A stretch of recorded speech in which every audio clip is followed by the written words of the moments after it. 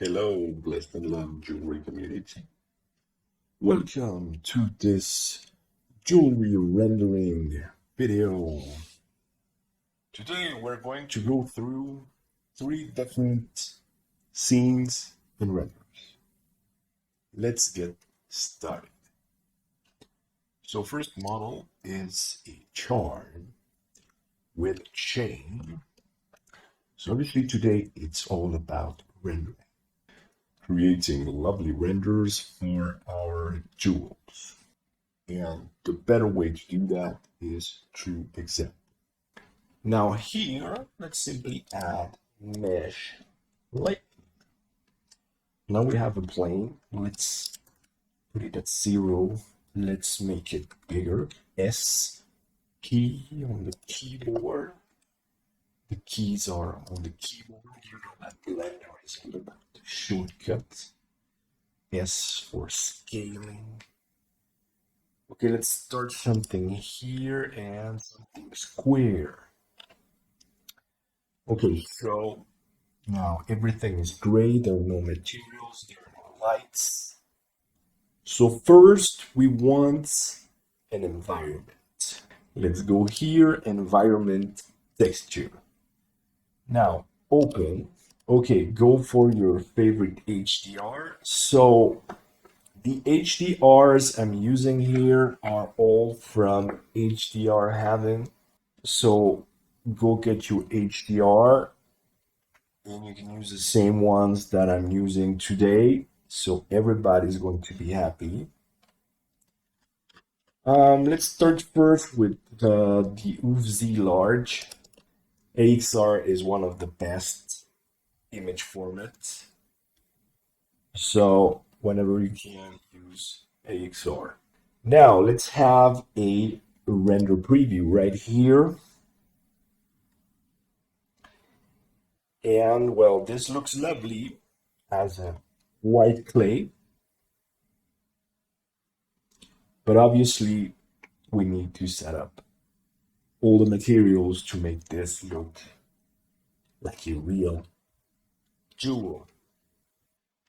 Okay, so obviously now let's go to shading and we're going to go step by step for each material we need. We can turn on the render preview and okay, this is the plane, so let's add a new material. This is going to be the ground. Now I'm going to use an image, so add texture image. And I'm going to plug this directly in base color. The very famous pink color appears in Blender whenever you don't have an image set somewhere. It's to very clearly indicate that an image is missing somewhere. And well, it's funny because even sometimes you are going to like that very special purple pink color and you might leave it like that, but obviously we're going to bring an image because, by example, jewels look very pretty on paper. So let's go and grab a paper image. Like paper, it could be from the today's paper, even if honestly real papers almost don't exist anymore. I mean, who subscribed to papers? Who reads a paper? The news, you know? But anyway, so what I'm referring to is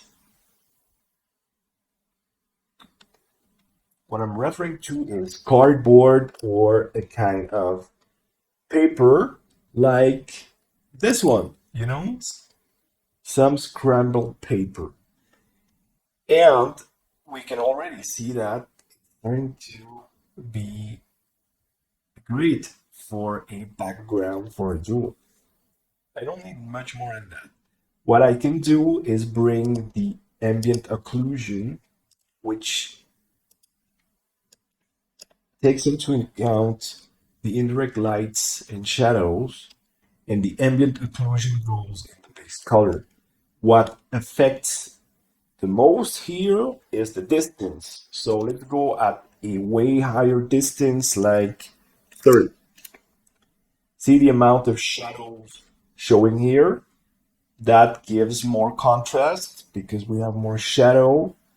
It gives a bit more of realism because honestly the light don't directly gets there in real life, and that makes the jewel stand out a bit better. You can also go and put more samples, 24. The amount of samples will be pretty high. Obviously, more sample, more quality in the sampling of these indirect shadows. Okay, so now we're also going to plug in the bump. So I simply go to color normal. Obviously, that's not correct, but I directly go to vector bump and plug in right in the middle. Now also, because my image is not a normal map, I need to plug that in the height node. We can see that it's a bit too strong because paper like this one is kind of soft. So let's go maybe at 0.2 for the strength. You can also work on the metallic and on the roughness. These papers have sometimes a bit of wax that makes them a bit brilliant, a bit shiny, a bit reflecting. So put some metallic here, maybe 0.5. The roughness is already pretty high, so maybe I can instead bring it down, 0.2. Depends on the amount. This is way too shiny now, so bring metallic to 0.2, roughness to 0.4. Now you won't see much of the reflection, but when we set up the metals, it's going to be important, and we can tweak that a bit later. Now here, my object already has names for the materials, but obviously they're not prepared because that's part of today's video. Okay, yellow gold, metallic, 1, specular, 1, roughness, 0.05. Okay, obviously the color needs to be yellow gold somewhere here. Now, the amount of saturation, okay, here, because I'm very used to making yellow gold, I click directly in the correct color. That was obviously a bit lucky, but that's part of my job to be a bit lucky. The amount of coloration of the gold varies a lot, and almost nobody sees it the same way. Some people like their gold warmer, a bit redder, a bit more saturated, which tends to be the highest carats are stronger yellow and a warmer yellow, and lower carats like 10 carats is much whiter and less saturated and has less color, and it's colder, even a bit greenish sometimes. Some people like some greenish gold. So it might be here, but it might be there or higher. Here, like I said, a bit greenish. That's up to you. And also, it depends a lot on the environment you're using, the amount of saturation that you're going to see. Sometimes the color is all the way down here, and because of the reflection of the HDR, you're barely seeing colors because a very strong gray white is reflecting on your jewel. Okay, so take that into account. For now, I'm going to stand right here. That's okay for now. And then it all depends on the surroundings. If you have gemstones, take all that into account. Great. Now we need some extras. One of the best extras is the bevel. So go to input bevel. You plug that in the normal map and the amount. So that's the rounding of the edges, which is obviously a fake bevel. It's done on the rendering side, not on the geometrical side. That's why it works basically all the time, because it's not affecting the geometry. Okay, so the amount depends on your design and also how much polish you intend to really give to the jewel. Maybe 0.15, 0.12, something like that for my jewel here. So now also we might want to have some scratches. So we can bring a Musgraph texture, plug it right here. You obviously need a vector bump here and on the height node.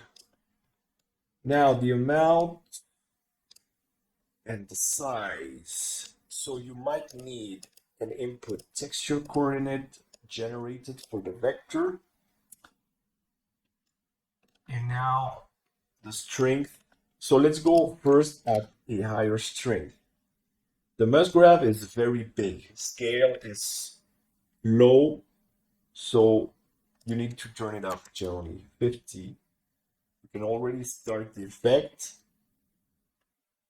And what we can do here is bring a vector mapping in between. Put the scale at 200 maybe, something like that. So now if you want scratches in one direction, you can turn up much stronger in one orientation like this. Zoom to see the effect in action. Obviously that's way too strong, but it's to check that the effect is working on my design. Not right here previewing the node, the result on the mesh on your object for the render. Okay, so strength at 0.1, 0.01, very slight, and that's when the scratches are becoming interesting because it affects on the reflection very slightly, but that gives a nice amount of realism. So maybe I can turn the scale down if I want bigger scratches like this. And I can even still lower this to maybe 0.3. So that's a very slight bump, but it makes an amazing effect. That's basically it to create a very lovely gold material with all the proper settings. But now the flowers, they're rose gold or pink gold or red gold. There are several ways of calling that red gold. Technically correct naming is rose gold. So what I'm going to do is select everything here from the yellow gold, A, Control C, go to rose gold, take all the nodes, delete them. It's going to go black because there's no material output. Control V, and I just copy this. Oh, and now that I'm here, I also forgot that you might sometimes want to put also the ambient occlusion input, ambient occlusion on the gold material. It's not always going to give good results, but you might want to try. So Here, go to the color, take the eyedropper, take the original color here, and plug it back in here. And also tweak the distance. Put a very high number in distance to exaggerate the effect and see the effects. We're honestly not seeing much.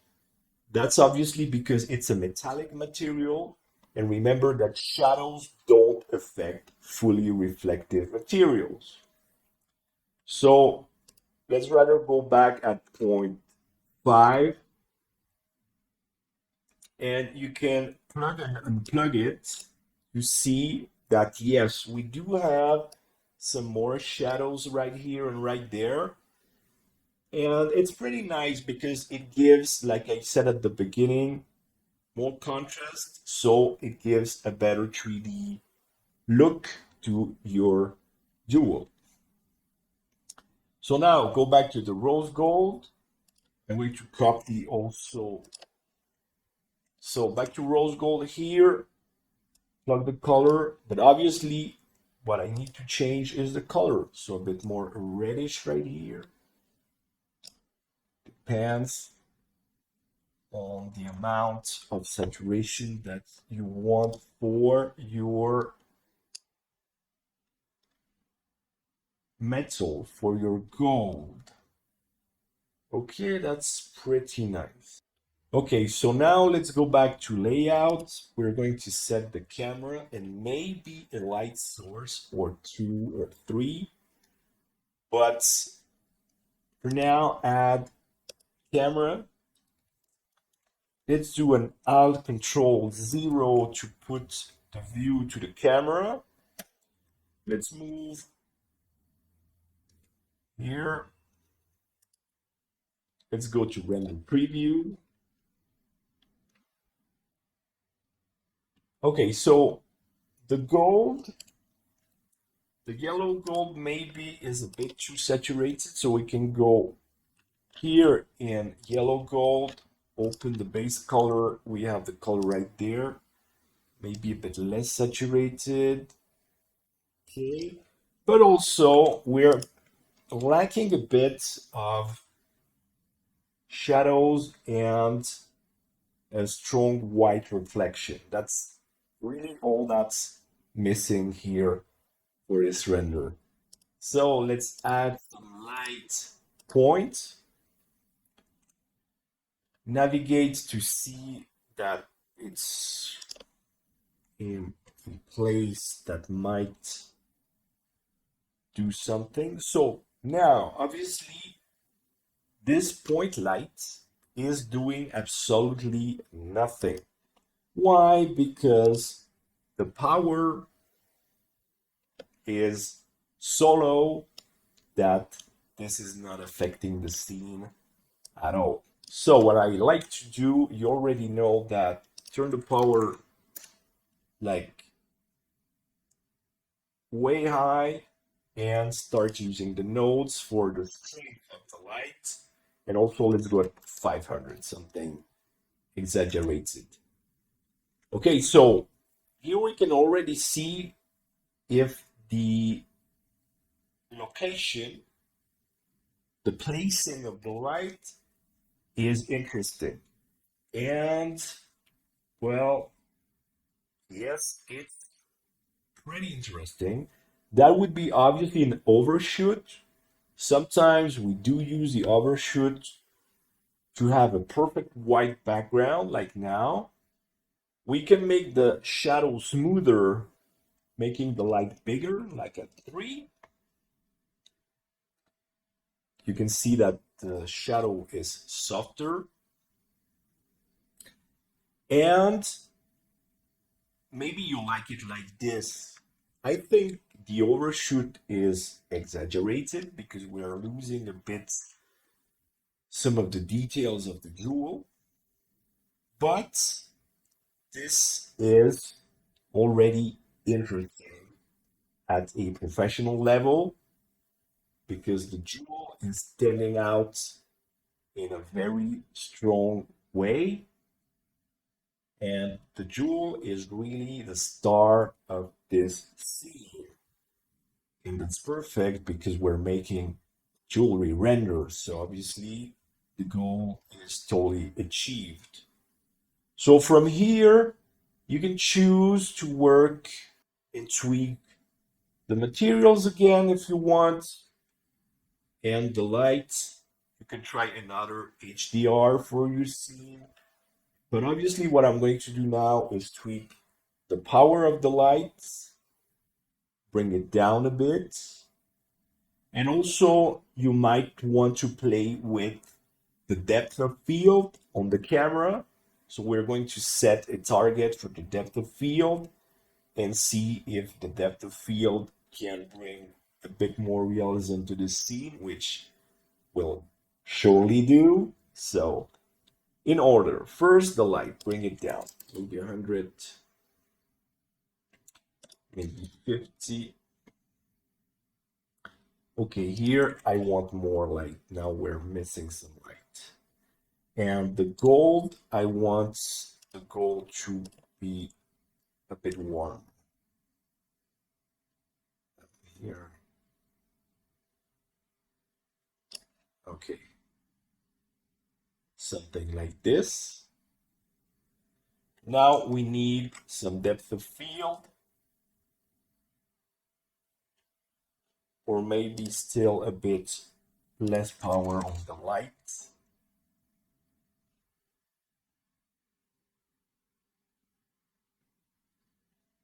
So all that is tweaking, it's part of the process. The more you try, the more you learn, the better results you're going to get.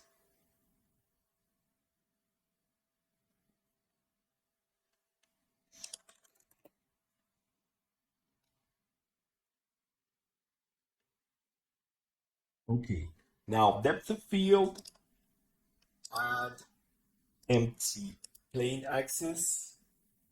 Actually, I do call it dove, depth of field. Now, let's go and place it somewhere clever.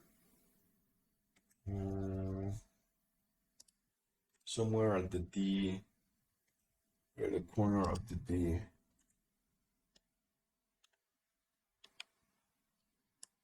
Lower it. And I'm going to put it right at the level of the metal. 0 for the camera view. Now select the camera. Depth of field. Focus on the dove. And the f-stop is going to be very low. Let's start at 0.3. Okay. Even less. 0.06 maybe.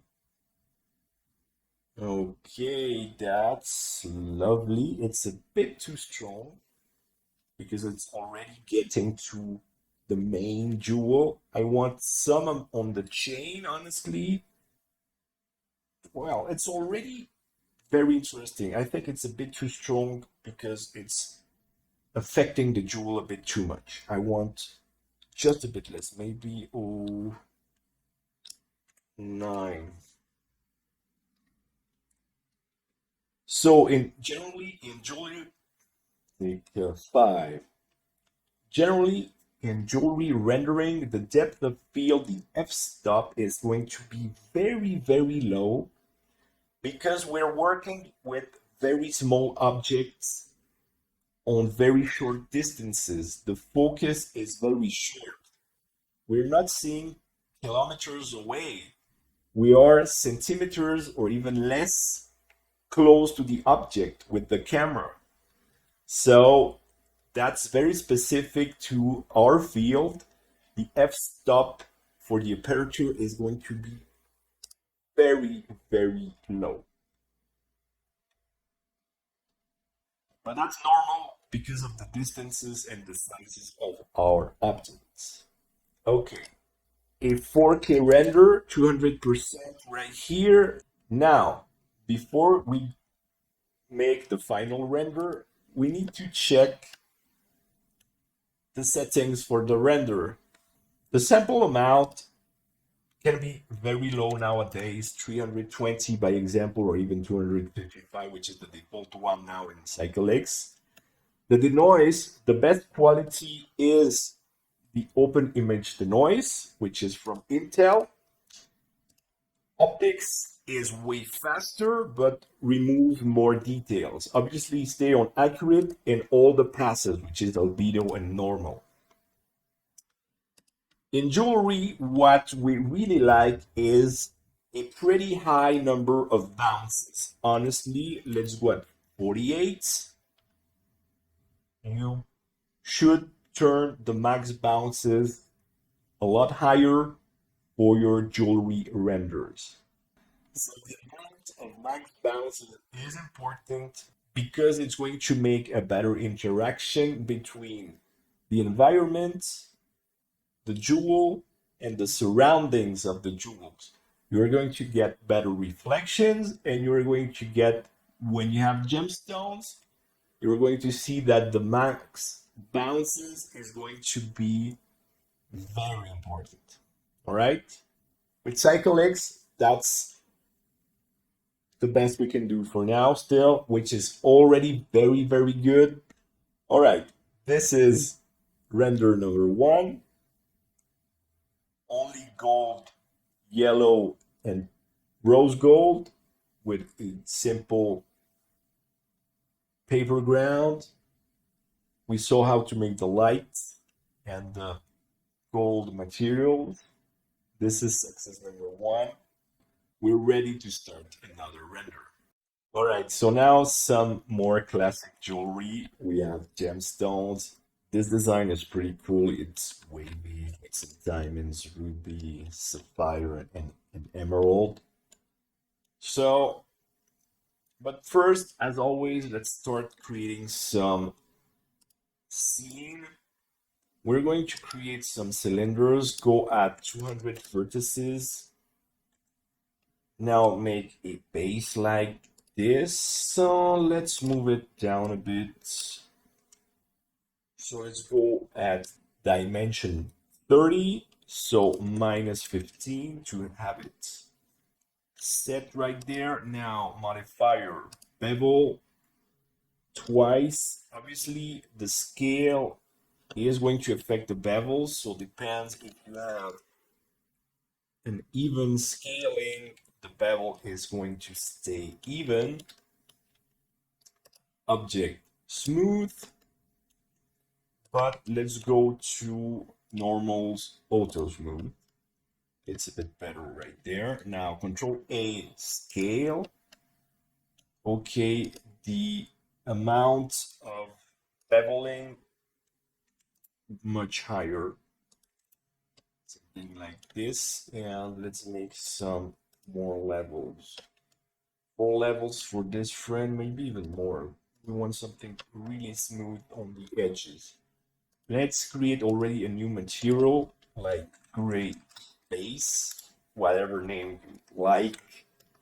And now I'm going to start copying, Shift T, lower it, scale, lower it.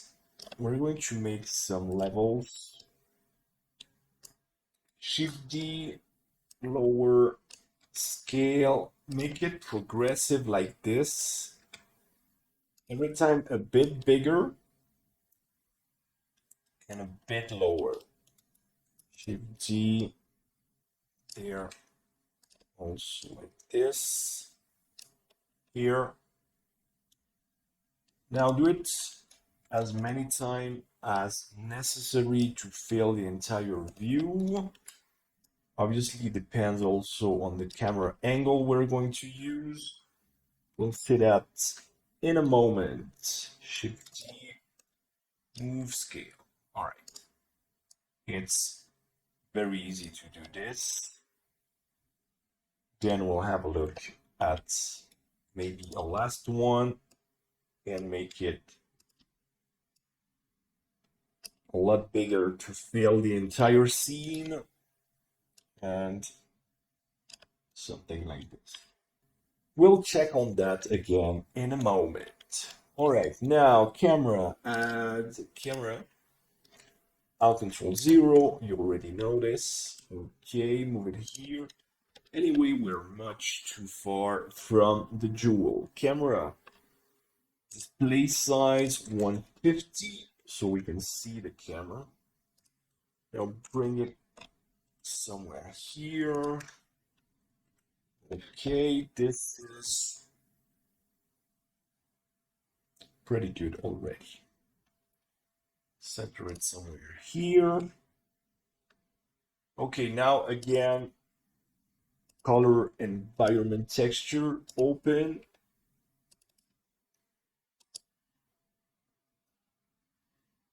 Okay, I'm going to use the NSAXR, and let's have a preview look right here. Obviously, we need some materials. Okay, this is what we have. The gemstones almost totally transparent. Okay, so based on that, now let's go to shading. Render preview. Now the gold. I can append, file, append, and I'm going to go with the gold I did on the charm model number 1. Go to material. I don't even use the asset browser because I don't need it that much. I'm sorry. I'm sorry. Let's go to yellow gold here. Select the ring, and the yellow gold, I'm going to change for the yellow gold we made earlier right here. Now, on the viewport color, you can go viewport display here and set it to something yellowish here. Okay, now let's have a look at how our yellow gold performs here. Looks great. What I'm going to do right now is that I think I'm going to go for a darker floor. So let's start working already with something much darker. It's interesting already. So for now, we're good. Now we need to work on the stones. So the stones is all about the index of refraction, basically. So let's go to the materials, diamonds. So specular 1, yes, roughness 0, please. IOR 2.418, enter. Now, transmission 1. Okay, now also, obviously, something very important. Sometimes when you import your objects from other softwares, the alpha is going to come at 0. So obviously it needs to be 1. Okay, and now we're starting to see something more like a diamond. Okay.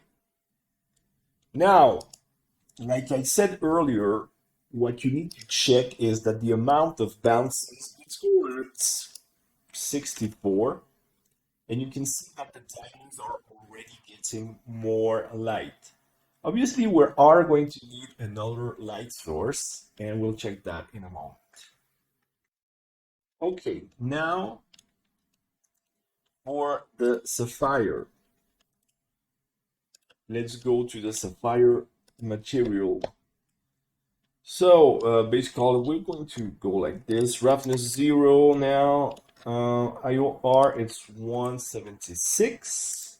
And obviously the alpha at 1. Transmission at 1. Oh, this already starts to look like a nice sapphire. So for sapphire, maybe the hardest part is tweaking the color, but this one is already pretty close. And depends on the quality of your sapphire. So this is already pretty good. Let's go to the ruby material. Okay, ruby right there. Obviously roughness. Roughness at 0. Not all gemstones have 0 roughness. I'm not making special effects today because for most jewelry renders, you don't need to complicate your gemstone much more in this. What you could do is buy my special ultimate collection for color gemstones, for cycles, or for octane, depend on your favorite render engine. By example, if you look at the diamonds from this angle here, we don't even need dispersion from this distance. It's not necessary. They already look very much like diamonds. So it's just generally very basically about the correct IOR and the proper light setting, which I'm very clearly showing now so everybody can enjoy and create very nice jewelry renders already. So roughness 0, IOR it's also 177 to vary a bit. I mean almost nothing. Transmission 1, alpha 1. Okay, this ruby is too strong for a red. Let's move a bit to the left here. So yes, red, but a bit purplish maybe, and also not that bright. Okay, something here. This all depends from your HDR or your lights in the scene, like I already said, and also depends on how the gemstone is set in the jewel, because depending on the setting, the gemstone might or might not receive a correct amount of light to look good. So it depends a lot on your design. Take that into account. So here may be a bit darker. That's already pretty nice for a ruby also. Okay, so as you can see from this side, diamonds on this side don't look good at all.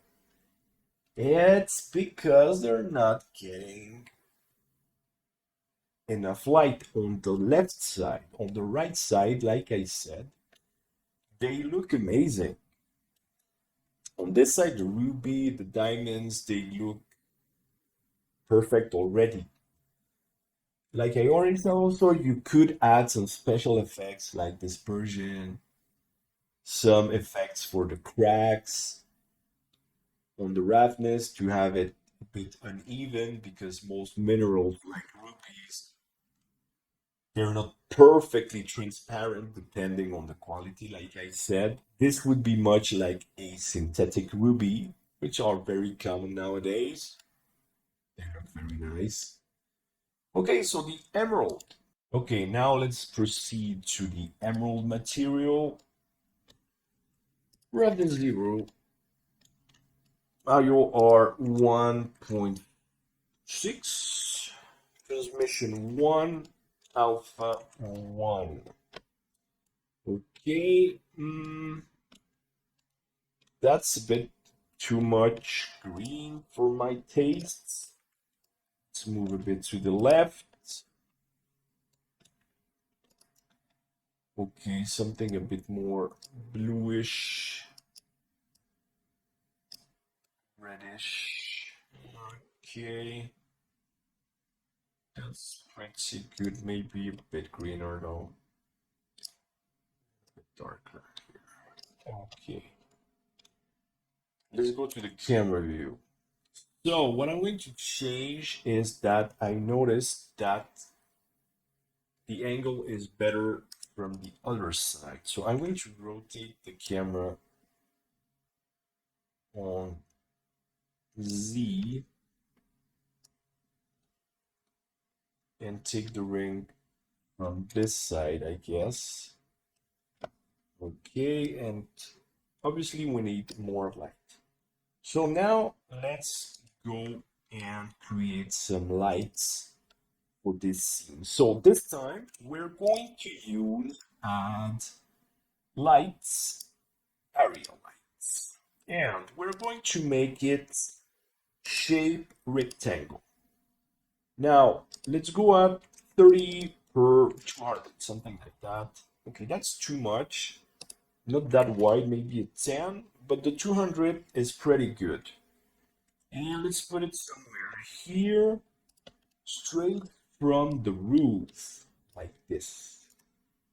We'll see about that a bit later. So the power also 8500. Use nodes and 320 for the strength.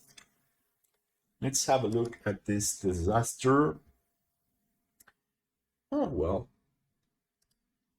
it's interesting already.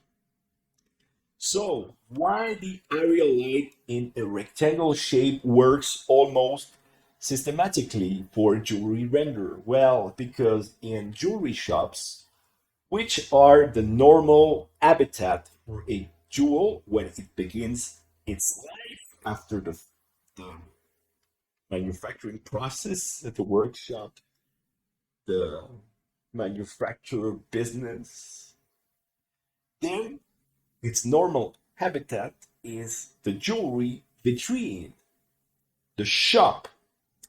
And what lights do shop have? Well, they have neon lights at the roof.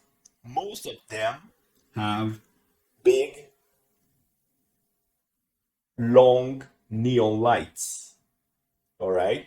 So that's how we know that using a big area light in the shape and size and strength of a real neon light, we are going to get a very amazing render for our jewel. And the proof is already starting to be shown right here. There's a bit too much light, I think, but it's pretty interesting. This hits of light right there, or right there on the diamond, they're amazing. There are just a couple of things that I want to check. Maybe the camera angle could be tweaked a bit. And I don't like how the sapphire is looking right now. So let's start to have a look at a orthographic view. Let's go at 60, or well, let's tweak the distance. And let's see if the orthographic view is making a better result. Okay, this is interesting. You should also know that most of the time, the orthographic view gives a better result for rings, especially. Like now, because I like the sapphire more because it's getting these white facets, those reflections, those very sharp white reflections, which are what we dream of, in fact. And I'm not losing this very strong reflection down here. So this is already great.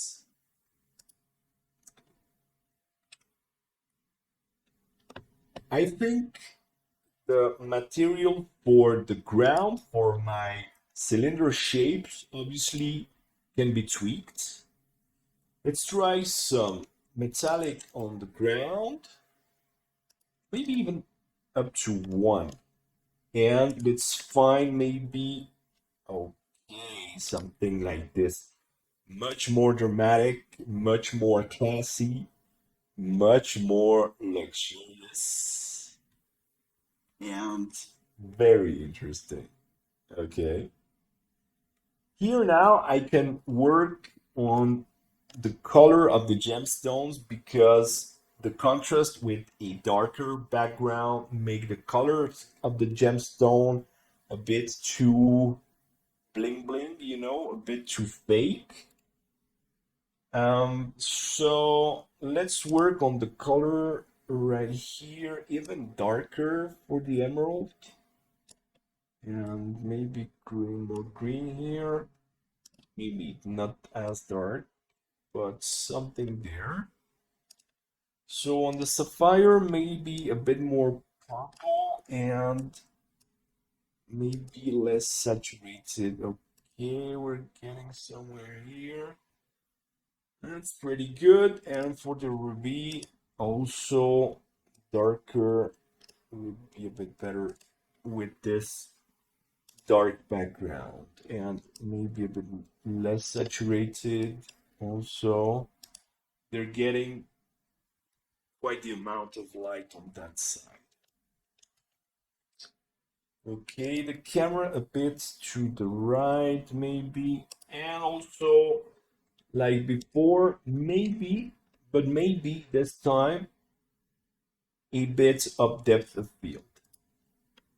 But this looks already very pro, very nice. Let's bring some empty right there. Let's have a look. Let's put it to the stone right here. And don't forget that we have in orthographic view with the camera.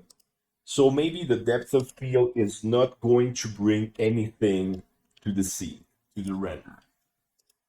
Okay, now it's the empty 0.01 for a starter.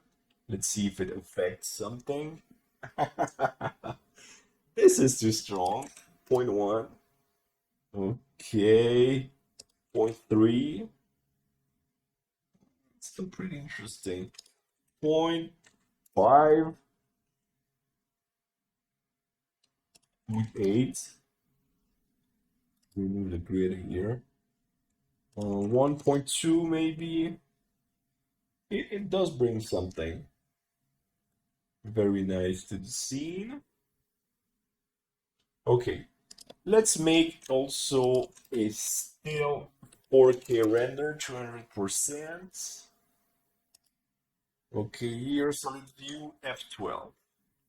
This is the official second render with gemstones on a dark background, and this is a success without the glare effect. If you use the glare effect on such a scene, it's going to be a total failure. If you use the glare effect from Blender, obviously I could make the glare using any paint software or even an online filter, maybe. But we're going to go with this perfect, luxurious black background render. It's lovely. I love the contrast, and it's way different than the first one. And this is what I want to achieve today in this tutorial. Great. All right, so now this is a high jewelry ring with French settings and V-cuts. We made this design with a student last week, and I need a render of this to promote it. Obviously, it's a double bypass ring. It's an amazing design. We want some amazing render. And we're going to make yet a third scene, and we are going to make a very classic floor with a lot of small rocks which give very nice sparkles. It's a very requested floor, and obviously people have seen it in some of my renders and they want to know how to do that. Obviously we're going to use geometry nodes, so let's get started. Okay, we need a plane. Let's center this plane. Let's make it bigger. Sorry, let's make it bigger with the S key. Okay. Now we should already choose some camera angle. Now, because this ring needs to be seen from several angles, I'm going to copy Shift T and rotate and put one in front somewhere on the floor. All right, somewhere here. And let's move it. Let's have a look and we'll see. This ring looks crazy, but I'm going to rotate it, I guess. Yeah. So the decorations on the settings are a bit more visible like this, but let's see. Oh, this is interesting. Okay, this orientation is this one is interesting. Okay, something like this, or even something like this. Okay, now here I'm going to do something different. First, with the camera orientation, I control 0. So now we're going to make a portrait orientation instead of landscape. Let's go at 1.5 and 2000. 1.8. Okay. The camera size display 150, and let's come a bit closer, I guess. I want the ring pretty close on the front to make something much more impressive. Okay, like this. So here we can already see that sometimes we forget that the portrait orientation might give some amazing results. Okay, so I'm here to remind you that you can change the orientation of the camera and it gives a much more attractive angle for your jewel. It's very simple, but it's very efficient. Okay, now I need to rotate this and I need to change, okay, here, and I'm going to move it. And I'm going to make the smallest floor possible to cover the entire view. Something like this. This is pretty good. So let's call it floor here. Now, I'm going to make a copy of this. Actually, let's call it floor number 2. Because one is just going to be the solid floor and the other one is going to receive the small rocks using geometry nodes. So first let's create, actually I'm going to create a cube. The size does not matter. Bevel it, 2 segments, shade, smooth. Okay, that's going to be our object for the geometry nodes on the floor number 2. So here, add G, and you have geometry nodes. Obviously, I'm using Blender 3.2. And don't forget that the geometry nodes are evolving very fast in Blender. They're always more powerful. You should always use the latest build for your geometry nodes. All right. Now, here we are going to go to shading, but we're going to go to the geometry nodes editor. So I'm going to do it here. Geometry node editor. Okay, we have this input, output. Great, this is amazing, isn't it? Okay, we're going to bring the cube, drag and drop right here.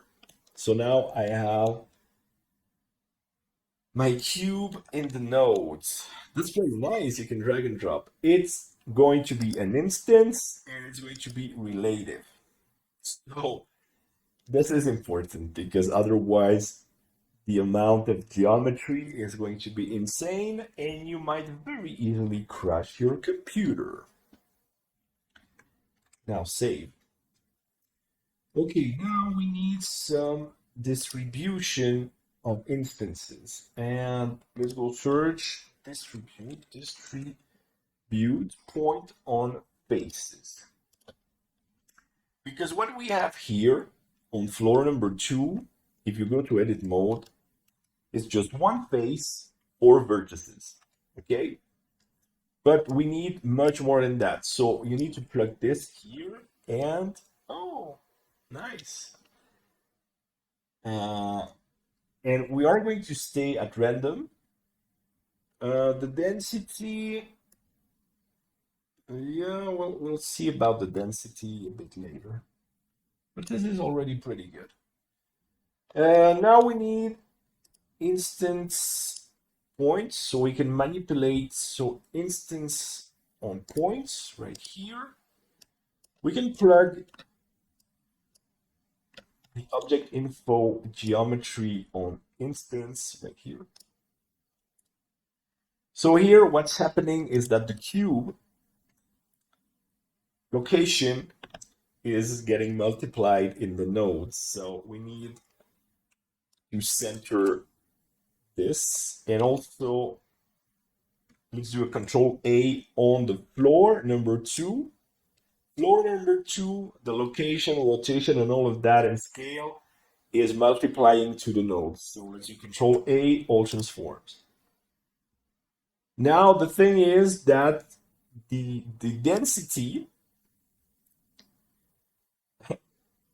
beware of the density, because now the cube gets multiplied like a 50 per 50 times. So let's go at 1.5. We should be pretty good.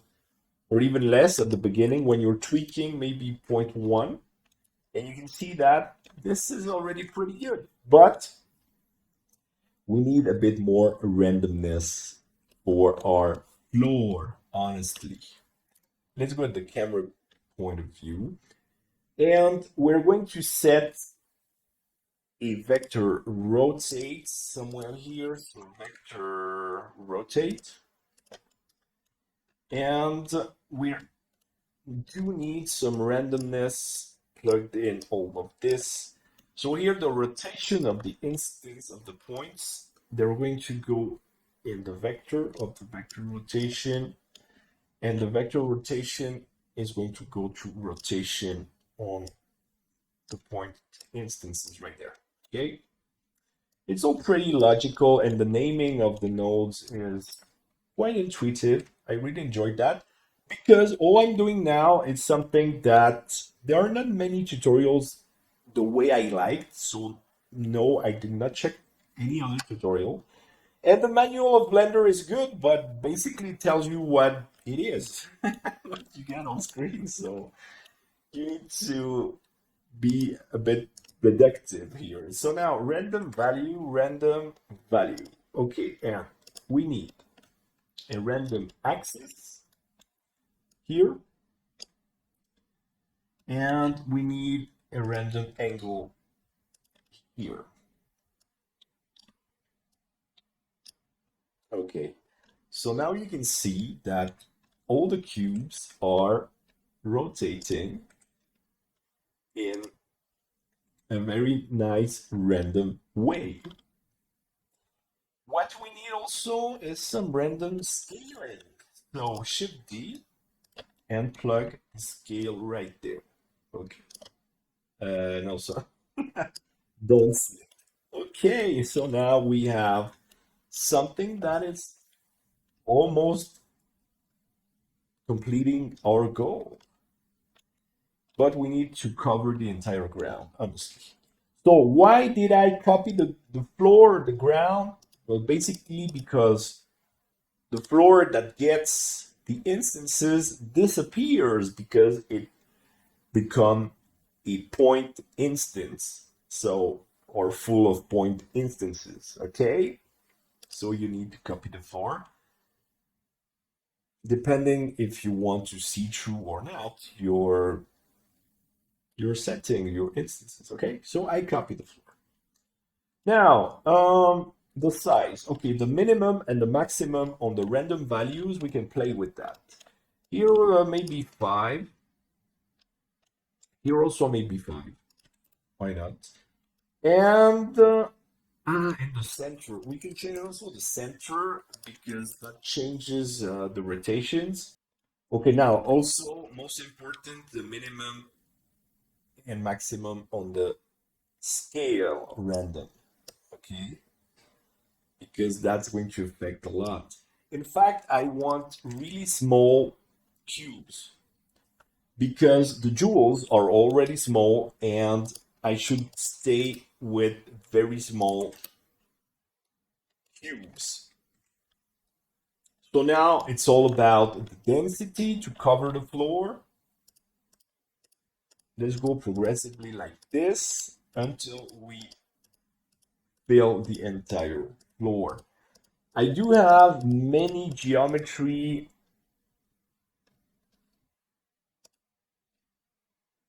outside the view, that's for sure.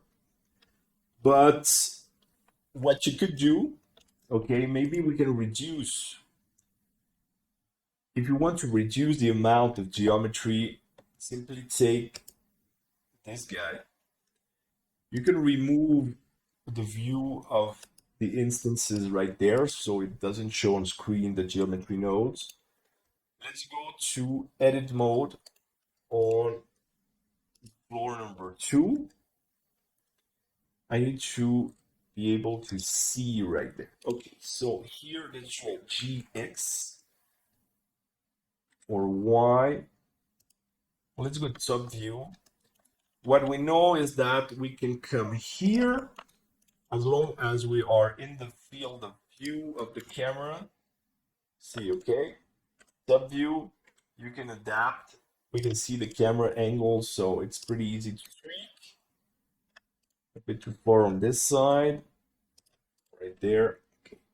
So this obviously is going to lower the amount of geometry, of useless geometry, which can be nice sometimes if you have problems with the amount of geometry. Obviously depends on the power of your computer. That many instances is going to be heavy on many computers. My CPU is not that strong, honestly. So, but anyway, I need more. Now let's go maybe at 5. I want to feel okay. This is perfect. This is perfect. We are covering the entire floor. And don't forget to check if you're not invading too much the geometry of your jewel, like this. Okay, but this is pretty good. This is even perfect. Okay, so this is great. Now it's all about the light and the material. So let's go again to environment, open. I think I'm going to use the same NS, but I'm going to remove some saturation. Let's go all the work. Okay, so now here, let's go to shader editor.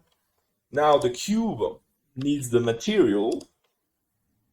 Anyway, this is going to be floor. And the floor needs the same material. And let's go out of edit mode. We don't need that anymore. Okay, so here we need floor on the floor, floor, floor, floor, floor, cube. The cube needs floor also. And now for the ring I'm going to append the same gold we've been using already from which one? Funny. From this one. Okay, material gold. So that one obviously is yellow gold. Yeah, this one. And the rings, I'm going to use yellow gold, but call it obviously white gold because they are going to be white gold. Color RGB 0.95, please. And the viewport color, let's go back to gray 0.5. This ring needs the same materials.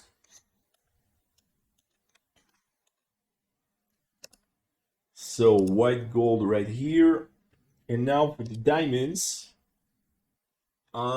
I'm going to use my special diamond from my ultimate assets. So I'm going to append this from the library called Gemstone ultimate. This is the ultimate one. Material. Let's go to diamond. Where is the diamond? Diamond here. So diamond for you. Okay, this is great. Perfect. Don't forget to set the material on your other ring if you have one. Diamond. Okay. So now let's have a preview because we need to tweak the lights and the floor, obviously. Okay. I already like this, but I need to rotate a bit the world. So go here to world, add input. Oh, sorry. Add input. Texture, plug it right there on the image. Add vector mapping. And I need to rotate on the z-axis only.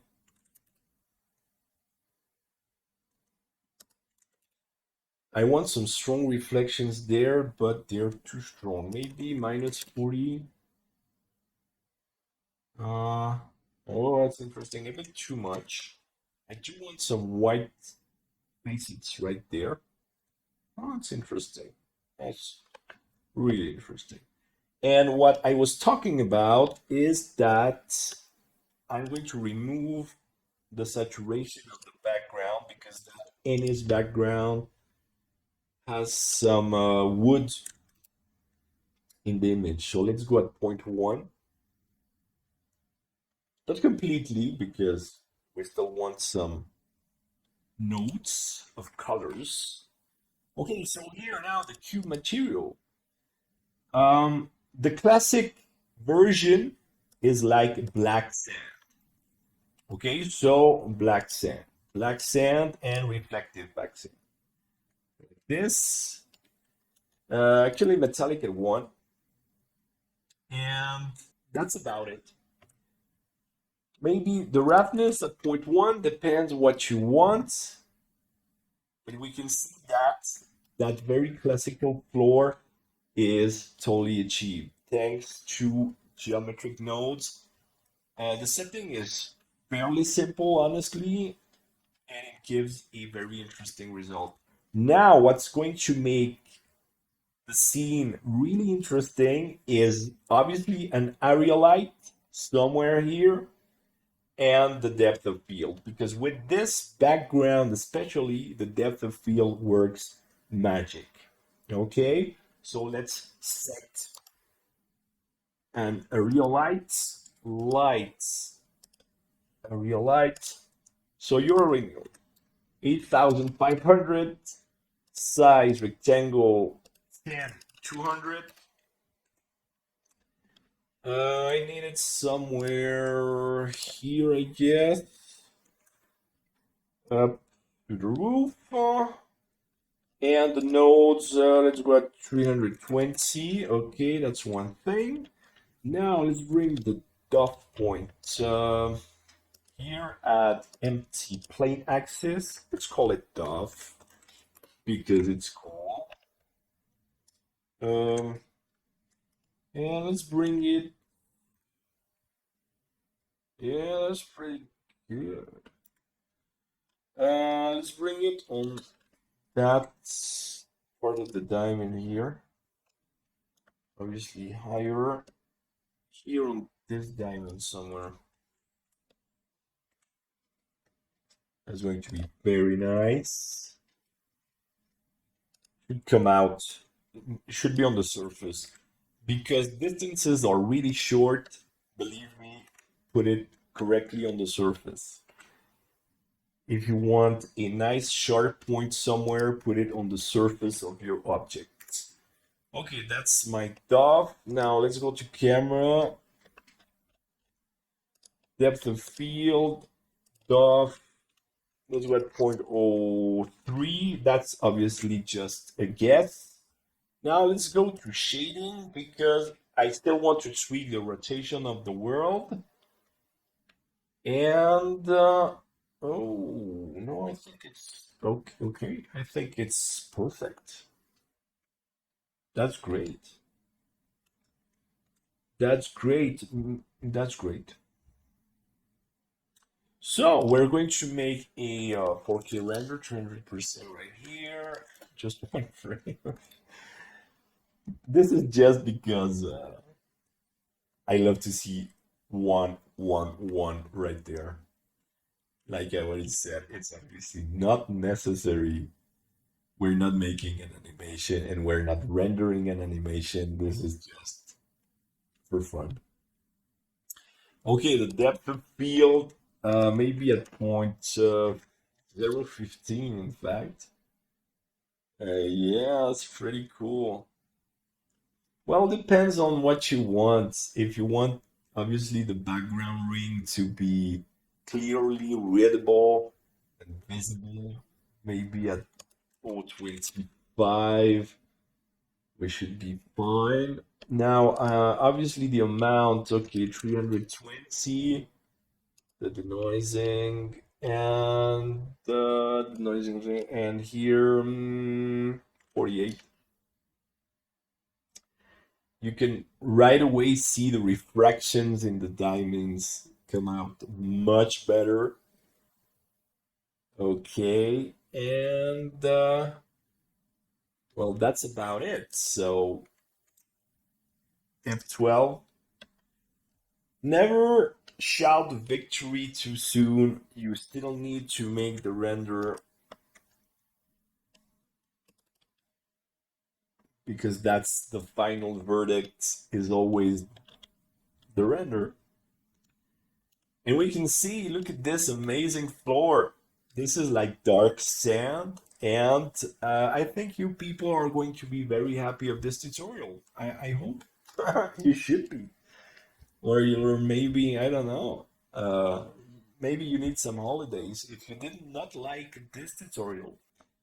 The channel is growing amazingly thanks to all of you from all around the world, my brilliant and precious jewelry community. It's really a blessing to be doing all of this and seeing all these amazing results coming to life and all the thousands and thousands of people following my work and my evolution. Actually, thanks for all your support, all your comments, and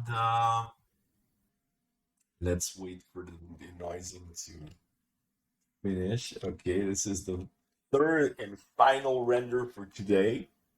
I think it's really interesting. So, like I always say, be happy, be nice to people, be nice to animals, be nice to the planet. Take care and see you soon.